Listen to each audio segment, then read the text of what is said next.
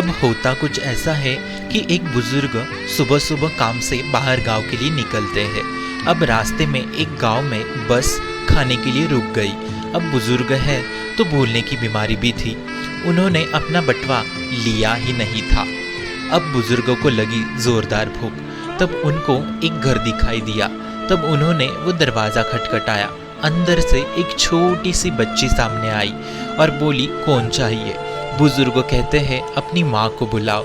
तब बुजुर्ग अपनी कहानी बताते हुए कहते हैं, कुछ खाने को मिलेगा तो आपको ये बाबा हमेशा याद रखेगा। तब उस औरत ने बुजुर्ग को भरपेट खाना खिलाया और बुजुर्ग निकल गए। अब हुआ कुछ ऐसा कि वो औरत देखती है खाने में छिपकली गिरी हुई थी। तभी पति को बताती है, सब पड़ोसी को बताती है। अब जहर वाला खाना सबने खा लिया। वही उस औरत और उसके घर वालों को जहर का डर इतना सताने लगा कि सब बेहोश हो गए और एक दिन बाद पूरे परिवार की मृत्यु हो गई। अब 8 दिनों बाद बुजुर्ग वापस जाते जाते मिठाई लेके उनके घर जाता है धन्यवाद कहने के लिए। परंतु जब वो वहाँ जाते हैं तब पड़ोसी उन्हें बताती है, आपने जो खाना खाया था उसमें छिपकली गिर गई थी, वो जहरीला था।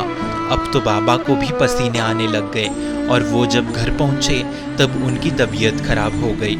हालांकि 8 दिन तक उनको कुछ नहीं हुआ, परंतु अब सुनते ही वो बीमार हो गए और आईसीयू में एडमिट हो गए। अब उनका बेटा कृष्ण भक्त था, उसने उस घर जाके जो कुछ रसोई में था सब कुछ चेकिंग के लिए लैब भेज दिया और तभी खीर में उसे छिपकली मिली, जो छिपकली असली थी ही नहीं। छिपकली उस औरत के बच्चे का खिलौना था, खाने में कोई जहर था ही नहीं। ये बात आईसीयू में एडमिट बाबा को बताया, तब 2 घंटे के अंदर वो ठीक हो गए। लेकिन सिर्फ एक डर की वजह से एक पूरे परिवार की मौत हो गई।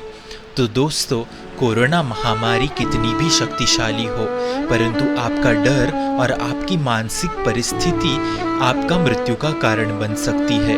अब आपको आपकी ज़िंदगी से कोरोना शब्द को ही हटाना है। ना न्यूज़ देखना है, ना कोई न्यूज़पेपर पढ़ना है, बस अपना काम करते रहना है। और तब देखिए, कोरोना का डर आपको सताएगा भी नहीं।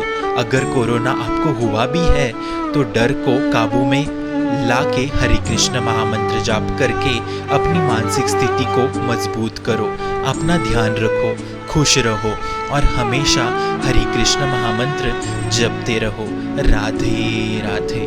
क्वेश्चंस के लिए कमेंट जरूर कीजिए, सपोर्ट के लिए सब्सक्राइब जरूर कीजिए। धन्यवाद।